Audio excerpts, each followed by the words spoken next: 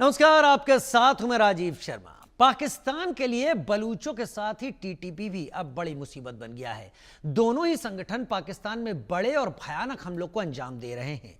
TTP यानी तहरीक तालिबान पाकिस्तान और BLA Bloch liberation army दोनों ही पाकिस्तान सेना के लिए काल बन गए हैं। तहरीक तालिबान पाकिस्तान ने पाकिस्तान को बड़ी चोट दी है। टीटीपी ने field marshal general Asim Munir के मेजर मोइज अब्बास और लांस नायक जिब्रान को मार गिराया। वजीरिस्तान में पाक सेना और टीटीपी के बीच हुई मुठभेड़ में टीटीपी ने पाक के मेजर मोइज अब्बास को मौत के घाट उतारा। ये वही मेजर मोइज अब्बास है जो 2019 में बालाकोट स्ट्राइक के बाद चर्चा में आया था। मेजर मोइज अब्बास ने दावा किया था कि जब बालाकोट स्ट्राइक के अगले दिन विंग कमांडर अभिमन्यु वर्तमान फाइटर जेट मिग 21 के क्रैश होने के बाद पाक सीमा में उतरे थे, तब उसी ने उन्हें गिरफ्तार किया था। विंग कमांडर अभिनंदन की गिरफ्तारी का बदला टीटीपी ने ले लिया।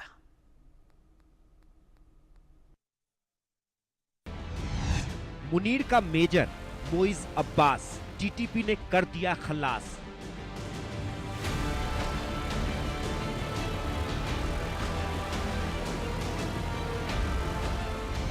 अभिनंदन का बदला टीटीपी ने ही ले लिया।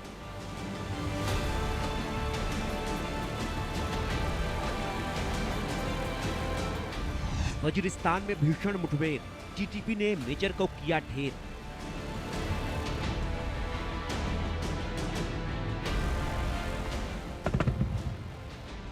अभिनंदन को पकड़ने का किया था दावा, मेजर मोइज को मौत के घाट उतारा।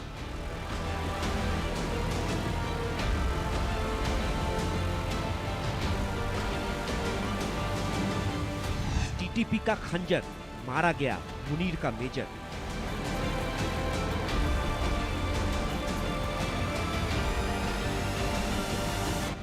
टीटीपी की जमीन हो रही मजबूत, शहबाज मुनीर का तैयार ताबूत।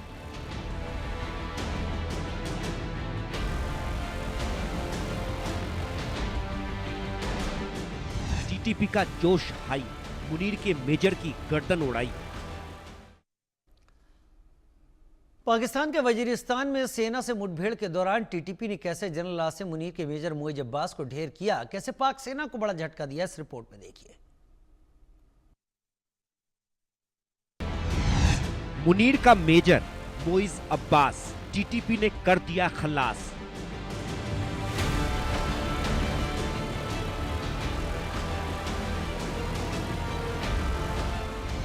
अभिनंदन का बदला टीटीपी ने ही ले लिया।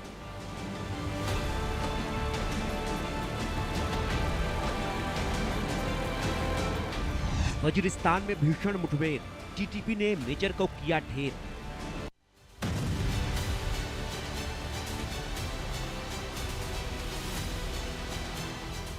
तहरीक तालिबान का पाकिस्तान में बड़ा हमला, टीटीपी का हमला, 14 पाकिस्तानी सैनिकों की मौत। टीटीपी और बीएलए की कसम, मुनीर सेना होगी भस्म। अभिनंदन को पकड़ने वाला पाकिस्तानी मेजर टीटीपी हमले में ढेर। टीटीपी ने पाक के मेजर मोइज अब्बास को मौत के घाट उतारा। पाकिस्तान जो अपनी धरती पर आतंकवादियों को पनाह देने के लिए दुनिया भर में आलोचना का शिकार होता है, अब वो खुद अपने ही घर में सुरक्षित नहीं दिख रहा है। टीटीपी और बीएलए ने ताबड़तोड़ हमलों से पाकिस्तान को दहला कर रख दिया है। टीटीपी और बीएलए ने अपने हमलों से मुनीर की सेना की कमर तोड़ कर रख दी है और अब दक्षिणी वजीरिस्तान के 2 इलाकों सरगोदा और कुर्रम में तहरीक तालिबान पाकिस्तान यानी कि टीटीपी ने पाकिस्तानी सेना के खिलाफ बड़े हमले किए हैं, जिसमें पाकिस्तान के 14 सैनिकों की मौत की खबर है। वैसे इन हमलों में एक महत्वपूर्ण खबर सामने आ रही है कि पाकिस्तान का मेजर मोइज अब्बास भी मारा गया, जिसने 2019 में भारतीय वायुसेना के जाबाज ग्रुप कैप्टन अभिनंदन को पाकिस्तानी सीमा में पकड़ने का दावा किया था। तहरीक तालिबान के हमले में विंग कमांडर अभिनंदन को पकड़ने वाले मिलिट्री अफसर ढेर हो गया। मारा गया मेजर मोइज अब्बास वही अधिकारी है जिसने बालाकोट स्ट्राइक के दौरान भारतीय वायुसेना के विंग कमांडर अभिनंदन वर्धमान को पकड़ा था। साल 2019 में अभिनंदन का लड़ाकू विमान LOC के पार क्रैश हो गया था। अभिनंदन पाकिस्तानी फाइटर जेट का पीछा करते हुए LOC पार कर गए थे।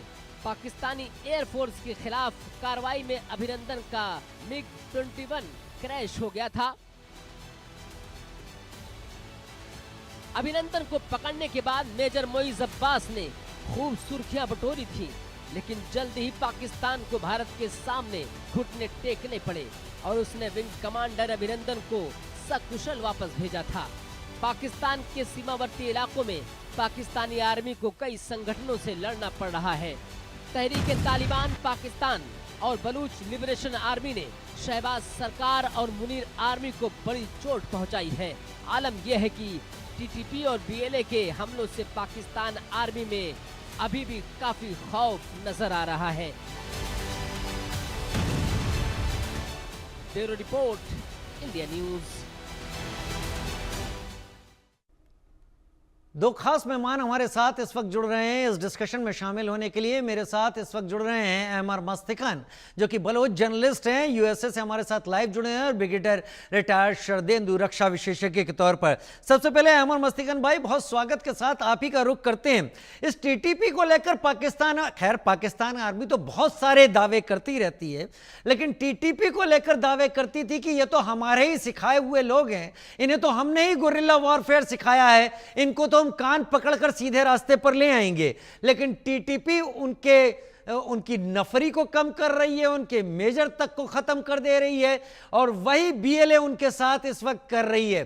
क्या पाकिस्तान आर्मी का यह दावा अब भी सटीक बैठता है कि वो BLA को भी कंट्रोल कर लेगी और TTP को भी? आपका बहुत शुक्रिया। देखें, ये दिखाए गए चकलाला गैरिसन में आसिम मुनीर खुद जो है नमाज जनाजा पढ़ रहे थे सैयद मुइज अब्बास का। ये अपने आप को ये भी सैयद कहते हैं ना, अमेरिका वगैरह आ जाते हैं तो ये सैयद अपना नाम के साथ हटा देते हैं। लेकिन पाकिस्तान में हर जगह ये जो उर्दू अखबारात है वहाँ ये अपने नाम के साथ सैयद लगाते हैं। ये जो फ्राडिया जो है आसिम मुनीर, अब ये इनका नमाज जनाजा पढ़ रहे थे, उसके साथ उन्होंने अपना साला भी खड़ा किया हुआ था, जो है ना मोहसिन नकवी, वो उनका साला है। वो उसका ना पीपल्स पार्टी से ताल्लुक है ना मुस्लिम लीग से ताल्लुक है, वो खलाई मखलूक कहलाता है उनके जो कैबिनेट में होम मिनिस्टर। खलाई मखलूक, उनका नाम इन लोगों ने खलाई मखलूक रखा है, क्योंकि ये जो अब आप देख लेना पीपल्स पार्टी और जो मुस्लिम लीग है उनकी, वो चलो उनको उन्होंने जाली तौर पे इलेक्शन में कामयाब किया, जाली इलेक्शन, जाली पार्लियामेंट, जाली हुकूमत, सारा का सारा जाली। ये जो है उसके नमाज जनाजा पढ़ रहे थे। हम तो इंतजार में है कि हम कब पाकिस्तान का नमाज जनाजा पढ़ेंगे। हम बलोच और तहरीक तालिबान पाकिस्तान, हम सब बहुत इस बात के हम इंतजार में हैं कि ये पाकिस्तान का जनाजा हम नमाज जरूर पढ़े, हमारे लोग, हम इसके लिए इंतजार में हैं। इनको देखे, ये वजीरिस्तान में जो ये कर रहे हैं इनकी पंजाबी फौज जो है, वहां पर हेलीकॉप्टर से ड्रोन के हमले बच्चों के ऊपर, पश्तूनों के बेदर्दी से उनका कत्ल पश्तूनों का करना, फिर जो है उनके ऊपर इल्ज़ाम लगा देना कि भाई ये तो इंडियन एजेंट हैं और ये जो है क्या कहते हैं फितना खवारिज है। आप देखें, ये अपने मुल्क का तो इन्होंने खुद ही मुंह काला किया हुआ है। ये जो असल जो वजीर आजम है उनको तो इन्होंने जेल में डाला हुआ है, जो जीता हुआ वजीर आजम है, जो इलेक्शन जीता है। मैं उनके फेवर में नहीं हूँ, लेकिन बात सही है कि जीता हुआ जो वजीर आजम है वो तो इमरान खान है, उसको आपने जेल में डाला हुआ है, और आप फिर कहते हैं कि ये फिलाने मुल्क ने कर दिया। कभी अफगानिस्तान का नाम लेते हैं, कभी भारत माता का नाम लेते हैं ये लोग। ये तो इनको तो शिकस्त होगी। हमें बहुत खुशी है कि हमारे जो पश्तून भाई है वो तहरीक तालिबान पाकिस्तान में हो, किसी भी पार्टी में हो, इनके खिलाफ सबसे बड़े दहशतगर्द पाकिस्तान का फौज है, इसमें कोई शक नहीं है।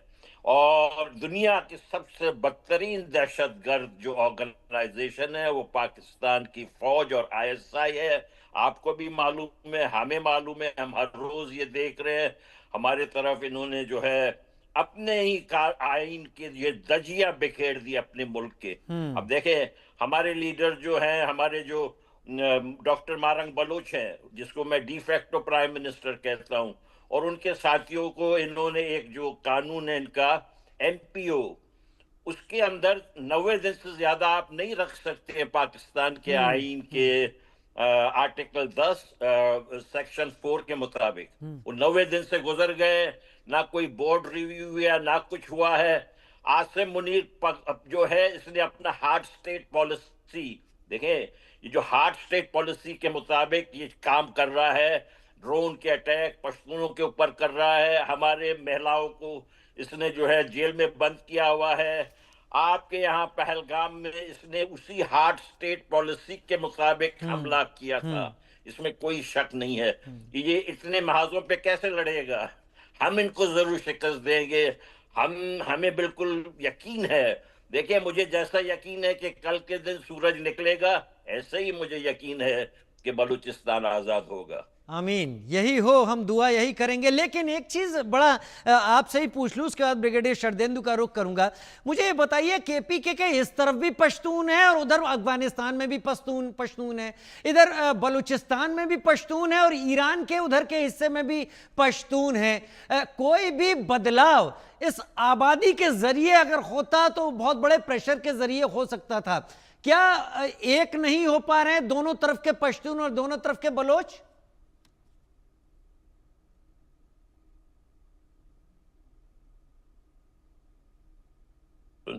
अहमर भाई, आपसे जी देखें, ये जो ड्यूरन लाइन इन्होंने जो बनाया है, और ये समझ रहे थे कि हम तालिबान की हुकूमत ले आएंगे तो ये तालिबान ड्यूरन लाइन को मान लेंगे। इनकी ये पंजाबियों का ये ख्याल था कि हम तालिबान को लाएंगे और ये ड्यूरन लाइन को मान लेंगे, जो ब्रिटेन ने, बरतानवी साम्राज्य ने एक मसनूई लाइन बनाया 1893 में। ठीक है, उनको तो पश्तूनों ने नहीं माना, तालिबान ने भी उसको रिजेक्ट कर दिया। अब देख लें कि इन्होंने कितने सारे 25-30 साल तक तालिबान बनाने की इन्होंने कोशिश की, और आज तालिबान ने इनके खिलाफ है बिल्कुल, क्योंकि वो समझ गए कि भाई ये हमारे साथ नहीं है, हमारे दुश्मन हैं ये पंजाबी, ये जो पंजाबी जिहादी हैं। देखें, ये पंजाबी जिहादी बहुत बड़ा कैंसर है पूरे साउथ एशिया के लिए।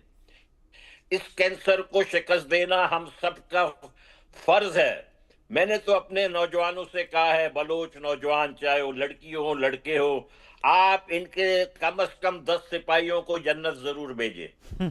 हम इनके साथ लड़ाई कर रहे हैं, हमें इन्होंने बार बार हमारे सारे चीजें हमसे छीन के हमारे ऊपर सिर्फ और सिर्फ जुल्म किया है। अब एक हद हो जाती है राजीव भाई, हर एक चीज का एक हद होता है, ये अपने हदें पार कर गए हैं। इनको हम जरूर शिकस्त देंगे। बस हम आपसे यही रिक्वेस्ट करते हैं, हमें थोड़े से अच्छे से हथियार दे दें, हम इनको बिल्कुल रावलपिंडी, इस्लामाबाद, लाहौर में घुस के हम इनको मारेंगे। रावलपिंडी, इस्लामाबाद, लाहौर में बीएलए और बलूचिस्तानी लोग पाकिस्तान के लोगों से मुकाबला करेंगे। लेकिन ब्रिगेडियर शरदेंदु, आपने सुना है अमर मस्तिखन को, बड़ी उम्मीद से उन्होंने साफ एक बात कह दी कि जैसे कल का सूरज निकलेगा, मुझे यकीन है कि बलूचिस्तान आज़ाद ज़रूर होगा। मैं इस बात को इस तरीके से मानता हूं कि बलूचिस्तान तो गुलाम था ही नहीं। जब भारत पाकिस्तान का बंटवारा किया गया था तब वो एक आज़ाद मुल्क था, और वो आज़ाद नहीं रह पाया, उसके पीछे जिन्ना की चालाकियां ज़रूर सामने थी। लेकिन हमले पर हमले हो रहे हैं। पाकिस्तान के हाथों में इस वक्त केवल जुल्म का सहारा है जो पाकिस्तान इस्तेमाल कर रहा है। कब तक बलूचिस्तान लड़ता हुआ आप देखते हैं, और क्यों ये मसला अंतर्राष्ट्रीय स्तर पर, या कहें उर्दू में बैन अल-अक़वामी, उतना ज्यादा सुर्खियां नहीं बटोर पाता जितना बाकी जगह आ जाते हैं? देखिए, ये समय की दरकार है। आज की डेट में जिस तरीके से बीएलए स्वतंत्रता के लिए लड़ रहा है, वो दिन जरूर आएगा जब बलूचिस्तान एक इंडिपेंडेंट नेशन होगा। 1948 से लेके आज तक की भड़ास है उनके अंदर। जिस तरीके से उसका एनेक्सेशन किया गया बलूचिस्तान का, वो पाकिस्तान में शुरू से नहीं मिलना चाह रहा था। और जिस तरीके से एट्रोसिटीज हुई, जिस तरीके से एक्सप्लॉयटेशन हुआ, जिस तरीके से एक तरीके से पंजाबी मुस्लिम ने उस इलाके को डोमिनेट किया, उनके हक नहीं दिए, उनका एब्डक्शन हुआ, रेप हुआ, तमाम तरीके के जातियां हुई, और high headedness of Pakistan army, जिस तरीके से उन्होंने इस सिचुएशन को हैंडल किया, कभी ये प्रयास ही नहीं रहा कि बलूचिस्तान को आप पाकिस्तान के मेन स्ट्रीम में जोड़ें। आपने उसके रिसोर्सेस को सिर्फ इस्तेमाल किया, और बाद में देखिए सी पैक चाइना का वहां पे एंट्री करा के एक तरीके से उनको गुलामी करने के लिए मजबूर किया। तो एक सीमा होती है, जब आप किसी सीमा को लांघ जाते हैं तो एक एजिटेशन होता है, और एक एजिटेशन जब मास सपोर्ट पकड़ लेता है तो वो उसको आप आजादी से आप उनको नहीं रोक सकते। आज की डेट में बलूचिस्तान का जो हाल है वो आजादी की तरफ बढ़ता हुआ दिख रहा है, और पूरे के पूरे जो उनका सपोर्ट है, देखिए जनमानस उनके साथ है, intellectual class, doctor, engineer, student, boys, girls, male, female, सारे के सारे आज की डेट में बलूचिस्तान के फेवर में बोल रहे हैं, और पाकिस्तान का वहां पे पकड़ बिल्कुल कमजोर हो गया। वहां के डिस्ट्रिक्ट देखें इंडिपेंडेंट है, अब बस क्वेटा पे कब्जा बाकी है। क्वेटा को आपने अपने गिरफ्त में ले लेंगे तो बलूचिस्तान पूरी तरीके से स्वतंत्र हो जाएगा, और फिर इसको एक के बाद एक देश रिकॉग्नाइज करना शुरू कर देंगे। तो एक बड़े एडवांस स्टेज में है, जो अब तक नहीं हुआ। इतिहास के पन्ने बदलते हैं। इतिहास में कहा जाता है कि अगर आप मेन स्ट्रीम में लोगों को नहीं जोड़ेंगे तो ऐसे ही टुकड़े होंगे। हिंदुस्तान पाकिस्तान को अब चाहे ब्रिटिशर्स ने अलग किया हो, चाहे जिन्ना ने अलग किया हो, लेकिन दो देश हुए। पाकिस्तान का ईस्ट पाकिस्तान भी उससे इंडिपेंडेंट हुआ, और अब देखिए बलूचिस्तान का नंबर है। और थोड़े दिनों में मेरा मानना है जिस तरीके से केपीके का, खैबर पख्तूनख्वा का एजिटेशन चल रहा है, जिस तरीके से तालिबान को अमेरिका ने क्रिएट किया, पूरी ट्रेनिंग की, पाकिस्तान ने उसकी ट्रेनिंग की, फंडिंग की, और अफगानिस्तान में जब वो पूरे सत्ता में आए तो वही देखिए तालिबान से पाकिस्तान के रिलेशन खराब हो गए। और आज की डेट में जो खैबर पख्तूनख्वा में हो रहा है, जिस तरीके से वहां स्नाइपिंग हो रही, जिस तरीके से पाकिस्तान आर्मी के कॉन्वॉय टारगेट हो रहे हैं, जिस तरीके से मेजर मोइन अब्बास शाह को उन्होंने मारा, ये दिखाता है कि देखिए वो भी इलाका जो है पूरी तरीके से वर्ज ऑफ सेपरेशन है। वो भी देखिए पख्तूनिस्तान की वो भी डिमांड कर रहे थे, उनका भी वो डूरेंट लाइन को मानते रहे, जैसा कि उन्होंने भी जिक्र किया। और दूसरी बात वो है कि पूरा तालिबान अपने आप को एक समझता है। तालिबान चाहे अफगानिस्तान के हो या टीटीपी के हो, ये सारे they work hand in glove. उनके एक संस्था, एक ऑर्गेनाइजेशन है, मोडस ऑपरेंडी एक है। और जमीन की बनावट, अगर अफगानिस्तान और नॉर्थ वजीरिस्तान या साउथ वजीरिस्तान या केपीके की बात करते हैं तो उसका टेरेन भी एक है, तो वो अपने आप को ज्यादा अलाइन करते हैं उससे। और दूसरी तरफ पाकिस्तान आर्मी का जिस तरीके से कंट्रोल है, जिस तरीके से वो बंकर बना रहे थे, जिस तरीके से उन्होंने आवागमन में उनके रोक लगाई, जिस तरीके से उनके देखिए ह्यूमन राइट्स को उन्होंने वायलेशन किया, वो भी अपने आप में बहुत बड़ा मुद्दा है। तो पाकिस्तान देखिए हर फ्रंट पे घिरता हुआ नजर आ रहा है, और पाकिस्तान की आर्मी जो कि पूरी तरीके से देश को गवर्न करती, वो फेल होती दिख रही है, क्योंकि वो प्रोफेशनल आर्मी है नहीं। वो एडमिनिस्ट्रेशन करते हैं, वो कॉमर्स, ट्रेड और बिजनेस करते हैं, और साथ में सत्ता की जो ललक है, आसिफ मुनीर हो या कोई उनका जनरल हो, वो चाहते हैं कि सत्ता के इर्द गिर्द ही घूमे। वो अपना प्रोफेशनल काम जो मिलिट्री का होता है, जो आर्मी का होता है, वो नहीं करना चाहते। सीमा की सुरक्षा में उनका इंटरेस्ट नहीं है, क्योंकि हिंदुस्तान ने 3.5 दिनों में ही उनको नीज पे ला दिया। इसी तरह ईरान ने आपके बलूचिस्तान में जब बॉम्बिंग की पाकिस्तान के अगेंस्ट, तो वो भी पाकिस्तान को सफर करना पड़ा, और फिर अमेरिका के लैब में जाके बैठ गए, अपने सरजमी को आपने प्रोवाइड किया, जो कि तमाम तरीके के इंटेलिजेंस इनपुट आपने इजराइल को प्रोवाइड किया, और जिसके तहत ईरान में तमाम तरीके की स्ट्राइक हुई। तो आपने पूरी तरीके से मुस्लिम वर्ल्ड को अनाय किया, अपने जनमानस को धोखा दिया। साथ में बलूचिस्तान और खैबर पख्तूनख्वा में जिस तरीके की आप राजनीति कर रहे हैं, वो एक प्रोफेशनल आर्मी का काम नहीं है। आपको देखिए अपने जनमानस का, बोलते ना, win hearts and minds of the people, वो आप करते नहीं, एट्रोसिटीज करते हैं, गोली चलाते हैं। गोली चलाने से आप वजीरिस्तान को नहीं कंट्रोल कर पाएंगे। वहां के जो लड़ाके हैं टीटीपी, वो स्नाइपिंग करते हैं, वहां की ट्रेन ऐसी कि आपके कॉन्वॉय को जब चाहे उड़ा देंगे। तो ये सारी समस्याएं हैं जो पाकिस्तान झेल रहा है। लेकिन पाकिस्तान का दुर्भाग्य यह है कि जो उनके सियासतदान है, शहबाज शरीफ या आसिफ अली जरदारी या जो भी उनके मिनिस्टर हैं, वो सिर्फ पार्लियामेंट तक ही सीमित है, मास सपोर्ट है नहीं। उनका जो पॉपुलर लीडर है वो जेल में है, जो हालांकि जब वो सत्ता में आते हैं तो वो भी एंटी इंडिया, एंटी अपने ओन पीपल की क्या बात क्या करते हैं। क्या क्या लेकिन क्या notwithstanding brigadier Sharadendu present logistics के साथ बीएलए पाकिस्तान की आर्मी का मुकाबला करने में सक्षम है, ताकतवर है उतनी? देखिए, बीएलए एक बहुत ही सुदृढ़ ऑर्गेनाइजेशन है। आपको अपने रीजन को कंट्रोल करना है। अगर आपको किसी को मात देनी है तो आप अपने इलाकों को धीरे धीरे इंडिपेंडेंट करिए, उसका एडमिनिस्ट्रेशन पकड़िए, उसके जो रेडियो टीवी चैनल और आपके जो एडमिनिस्ट्रेटिव ब्लॉक है उसको पकड़िए और इंडिपेंडेंट हो जाइए। और साथ में एक डिक्लेरेशन करिए, साथ में यूनाइटेड नेशन में अपने को रिकॉग्नाइज कराइए। आपको इतना काम करना, बाकी मदद के लिए आपके तमाम कंट्रीज हैं और रिकॉग्निशन आपको धीरे धीरे मिलेगी। आप ये नहीं है कि स्ट्रेंथ वर्सेस स्ट्रेंथ नहीं नापा जाता है, आपका कितना में आपका अप्रोच है, कितना आपको सपोर्ट मिल रहा है वो देखना पड़ेगा। पाकिस्तान की आर्मी 6 लाख है, बलूचिस्तान का अगर एक एक बच्चा सड़कों पे है, एक एक आदमी, एक एक औरत अगर एजिटेशन कर रहा है, तो कोई आर्मी विश्व की चाहे जितनी बड़ी आर्मी हो वो इस एजिटेशन को नहीं रोक सकती है। तो जब जनमानस सड़कों पे आता है, जब उनके सेंटिमेंट हर्ट होते हैं, जब वो इंडिपेंडेंस की गुहार लगाती है, तो उनको आजादी मिलती है। हिंदुस्तान कैसे आजाद हुआ, तमाम देश के मुल्क कैसे आजाद हुए, बड़ी बड़ी सियासतें ढल गई, सही, बड़ी बड़ी सियासतें हट गई, लेकिन जब जनमानस का सपोर्ट होता है। और आज की डेट में देखिए बलूचिस्तान में वो स्टेज आ रखी है, इसमें कोई शक नहीं है, जिस तरीके का एजिटेशन। और सबसे बड़ा देखिए, हर इंसान जो बलूच है वो अपने आप को इससे एसोसिएटेड महसूस कर रहा है, वो जान रहा है कि उसका फ्यूचर पाकिस्तान के साथ सिक्योर नहीं है। एक नेशन आपको क्या देता है? सिक्योरिटी देता है, इकोनॉमी देता है, हेल्थ देता है, एजुकेशन देता है। क्या पाकिस्तान ने कुछ भी इसमें से बलूचिस्तान को दिया? से आंसर है नहीं दिया। आपने उनको एक अनसर्टेन फ्यूचर दिया, तो नेचुरली आपसे अलग होने की वो कोशिश करेंगे, अपनी खुद की व्यवस्था बनाएंगे और आजाद मुल्क बनेंगे। आजाद मुल्क बनेंगे, खुद की वो प्रेजेंट व्यवस्था बनाएंगे। अहमद भाई, लोगों का सपोर्ट जब होता है तो बड़ी से बड़ी आर्मी झुकती है, फिर पाकिस्तान की आर्मी है क्या जिसको केवल कत्लो गारत करना आता है? डॉक्टर मेहरंग बलोच के बारे में अब तक नहीं पता कि वो कहां हैं, उन्हें कहां रखा गया है। डिफेक्टो प्राइम मिनिस्टर आप उन्हें कहते हैं। आपको लगता है कि बलूचिस्तान में अब बच्चा बच्चा सड़क पर उतरने के लिए तैयार हो गया है और उतर भी रहा है, जो इन जुल्म करने वालों को उखाड़ फेंकेगा? जी राजीव भाई, देखें, उन्होंने जेल में, हुड्डा जेल में रखा है और उनको जो गैर कानूनी तौर पे उनको बंद किया।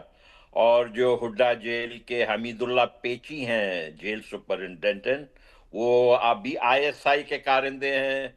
एतजाज गोराया जो डीआईजी है क्वेटा का और काउंटर टेररिज्म डिपार्टमेंट का इंचार्ज है, वो भी दरअसल आईएसआई है। और इसी तरह बलूचिस्तान के जो आईजी है मुअज्जम जान अंसारी, ये सब के सब इन्होंने पुलिस के वर्दियां बेशक पहने हुए हैं, लेकिन ये आईएसआई के आगे जवाबदार है।